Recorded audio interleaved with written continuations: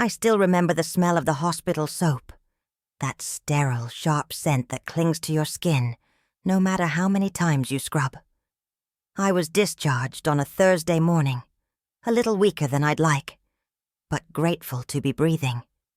8 days in that cold bed, praying through pain, talking to the Lord in the quiet of the night.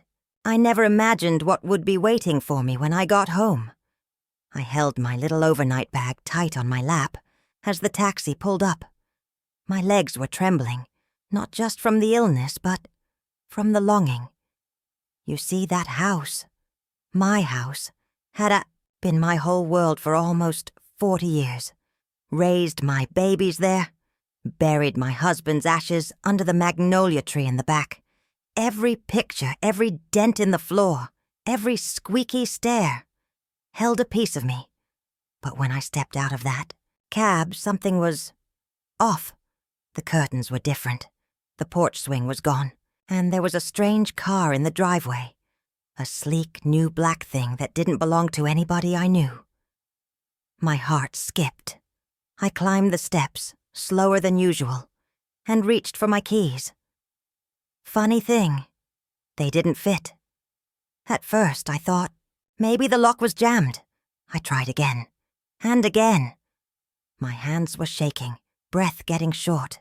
That's when the door opened from the inside, and there she stood, my son's wife. "Miss Eloise," she said, surprised like she'd seen a ghost. Her voice was too sweet, too calm. "Where's my son?" I asked, trying to peer past her into my own living room. "He's at work. You shouldn't be here, Mama El." I felt something snap inside me. "This is my house. Let me through." She looked down, shifting her weight.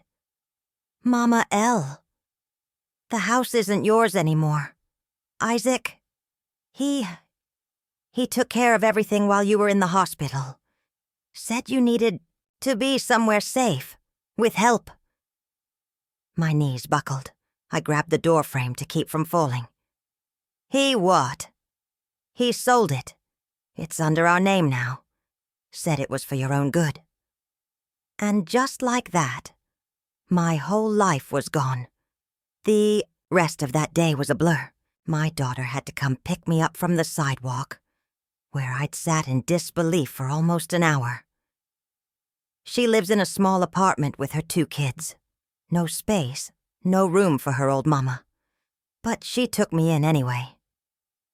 God bless her heart. And that's when I started to remember all the little signs I'd ignored. Isaac had been visiting more often, bringing groceries, asking about my will. I thought he was just being caring. The way he asked about the deed, the bank account, I brushed it off. I raised him better than that, didn't I? I couldn't sleep that night. I lay there staring at the ceiling, listening to the hum of the fridge in my daughter's kitchen. That's when I realized it wasn't just about the house. It was about why he did it, and who put the idea in his head. Because no son betrays his mama like that. Not unless there's something more. And I was going to find out. There was one thing he didn't know. I still had the old shoebox under my bed at my daughter's house. The one with the letters, the receipts, the photo, and the truth he thought he buried. I wasn't always this old woman curled up on her daughter's couch. Once I was just Ellie Mae, born in Baton Rouge, raised on sweet tea and Sunday sermons, with hands that learned to work hard before they learned to write. My mama scrubbed floors and my daddy laid bricks until his back gave out. We didn't have much, but we had dignity, and the belief that family was all you needed to weather any storm. When Isaac came into this world, I was 19, scared and alone. His father, Charles, had taken off the day I showed him the pregnancy test, left a note and never looked back. I remember sitting on that hospital bed, holding Isaac for the first time, whispering to him like he could understand. "I'll never leave you. I'll never let you go without." That promise shaped everything. I worked nights at the diner, took in laundry during the day, Saved every penny in a mayonnaise jar hidden under the sink. It took me years, but I finally bought that. Little blue house on Rosewood Avenue, the one he just sold. Like it meant nothing. That house wasn't just 4 walls and a roof. It was the place where Isaac took his first steps, learned to ride a bike, cried when he scraped his knees. I used to sit on the porch with my feet up, sipping iced coffee, watching him play in the sprinkler with the neighborhood kids. It wasn't fancy, but it was ours. Isaac was a quiet boy, sensitive, loved books, hated loud noises, and he loved me. Lord knows he did. That boy used to crawl into my bed at night just to be near me. "You're my safe place," he'd whisper. I held on to that.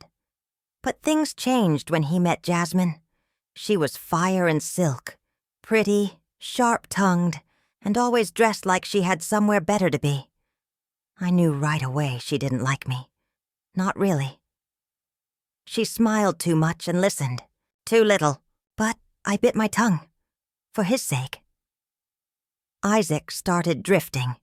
First it was less visits, then missed holidays. Then came the whispers. Neighbors saying he was asking about refinancing the house. I confronted him once. He laughed. "Mama, I'd never touch your house. You know me." And I did know him. Or I thought I did. After I moved in with my daughter, I opened that old shoebox. It smelled like cedar and dust, just like the drawer I kept it in. Inside were pieces of my life I'd hidden away. Bank, slips, the original deed to the house, and a folded letter from Isaac when he was 15. "Mama, if I ever get rich, I'm gonna buy you a big house with a porch swing and a garden for your roses. Love, Isaac." That letter nearly broke me. But there was something else, a slip of paper I didn't remember putting there. It was from 3 months ago, a notarized copy of a power of attorney, signed by me. Only, I never signed it. My hands trembled as I looked at the signature. It looked like mine, but it wasn't. And suddenly, the betrayal ran deeper than I'd imagined. Isaac didn't just sell my house. He forged my hand to do it. The next morning I called the bank. I gave them the account number I hadn't touched in years. And what I found there meant this fight was far from over. The woman on the phone had a clipped voice, too polite to be real.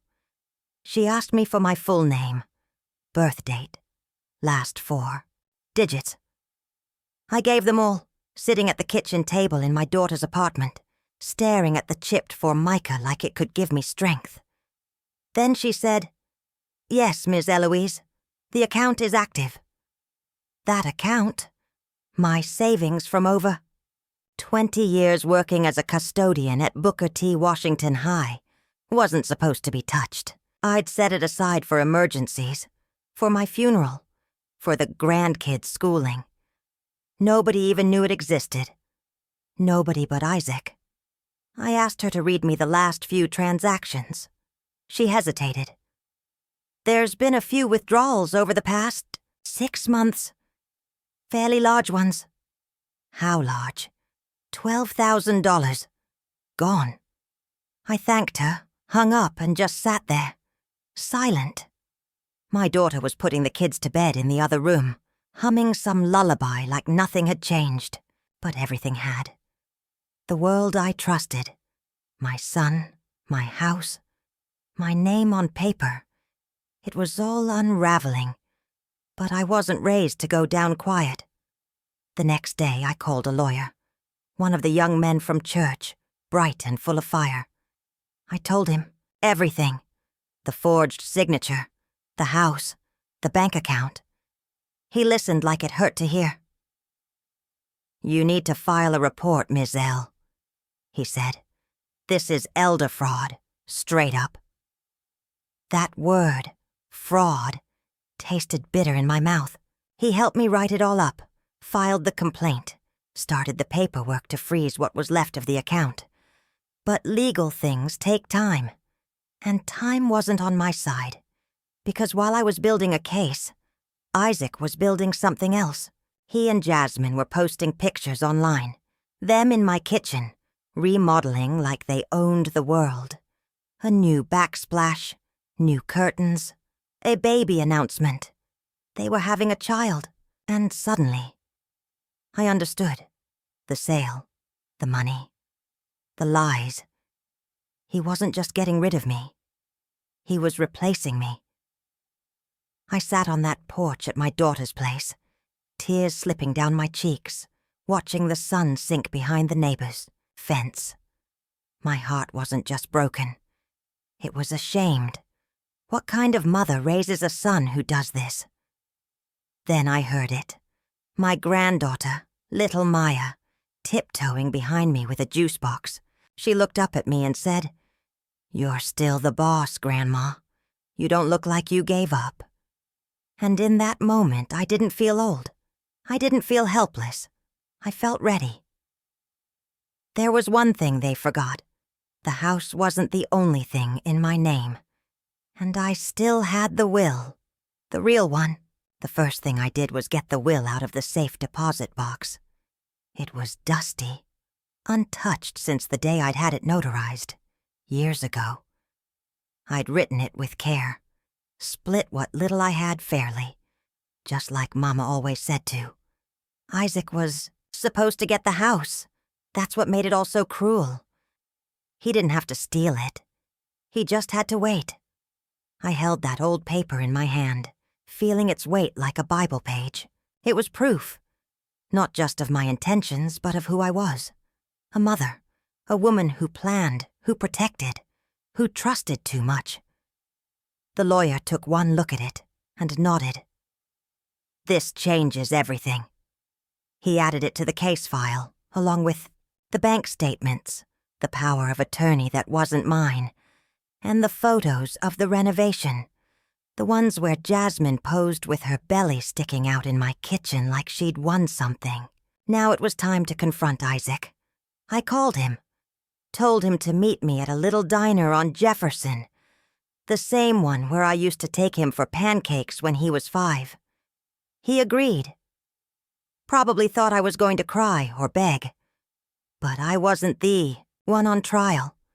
He walked in, dressed nice, button-up shirt, clean shave, smiling like he still believed his lies. "Mama," he said, trying to hug me. I raised my hand. "Sit down, Isaac." His smile faltered. I slid a folder across the table. He opened it, read the first page, then the second. His fingers started to twitch. "I don't understand," he mumbled. "That's the thing," I said. "You never tried to." I told him everything.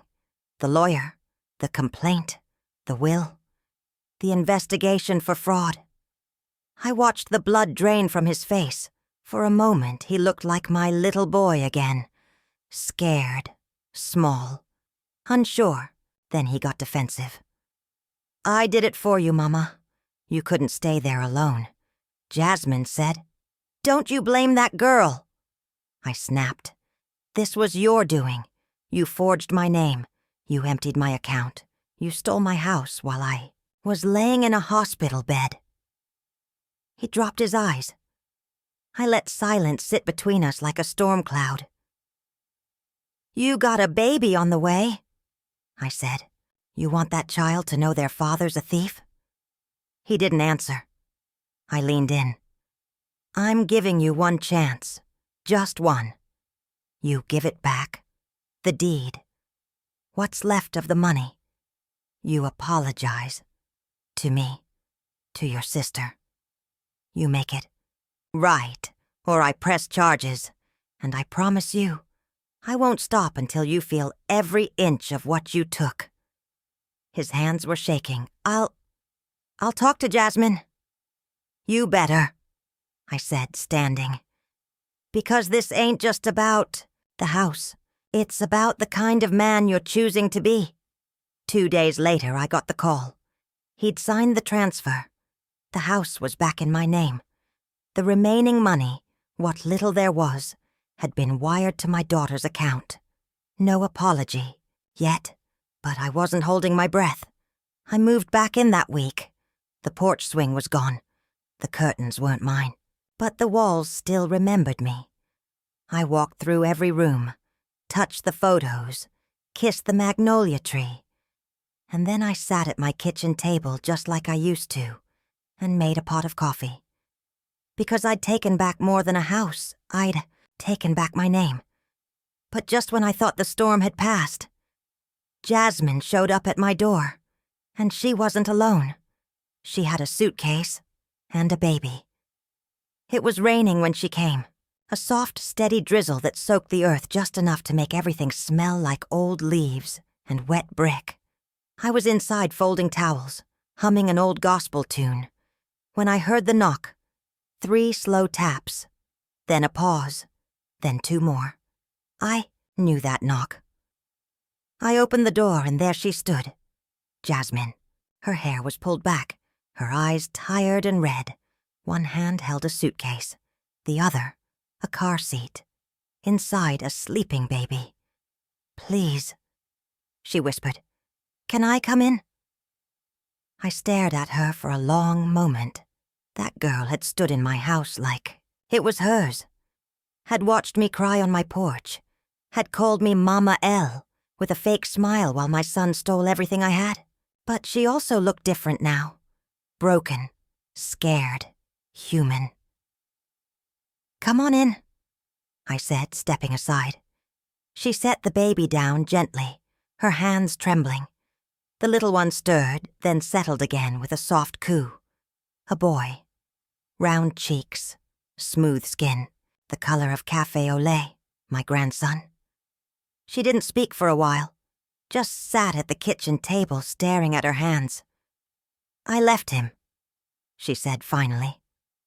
"Isaac, he's not who I thought. He said it was your idea, that you wanted to sign the papers, that you were too sick to manage things." I believed him. She looked up at me then, tears in her eyes. "I'm sorry. I should have known better." I poured her a cup of tea, sat across from her. "What do you want from me?" I asked softly. She nodded toward the baby. "A safe place. Just for a little while, I looked at that child. My blood. My legacy. And I thought of Isaac, somewhere out there, angry and alone. This wasn't about punishment anymore. This was about protection." I reached for the car seat, gently lifted the baby into my arms. He smelled like baby powder and something new, something hopeful. "You both can stay," I said, "but there will be rules." She nodded. "No lies, no tricks, and no stealing from this house again. You hear me?" "Yes, ma'am," she whispered. The months passed slowly. Jasmine found a job at a local salon. I watched the baby during the day, fed him mashed bananas, rocked him to sleep, sang him the same lullabies I once sang to Isaac. I didn't forgive her all at once, but I watched her grow. I watched her change. And one day, she left a folded note on my bed. "Thank you for giving me the home I never had." Isaac called once, said he was sorry, said he'd gotten help, that he wanted to see his son. I told him he could visit, on one condition. He had to come through the front door, like a man, not like a thief. Now I sit on this porch, the swing finally back where it belongs, with a baby on my lap and the smell of Sunday biscuits in the air. I'm old, but I'm not done. This house is mine again. But more than that, my story is mine again. It was nearly stolen, forgotten, rewritten, but I took it back, with truth, with fire, and with the quiet power only a mother knows. Thank you for listening to this story. If it touched your heart, make sure to subscribe to our channel and stay with us for the next story. It's already waiting for you on the screen.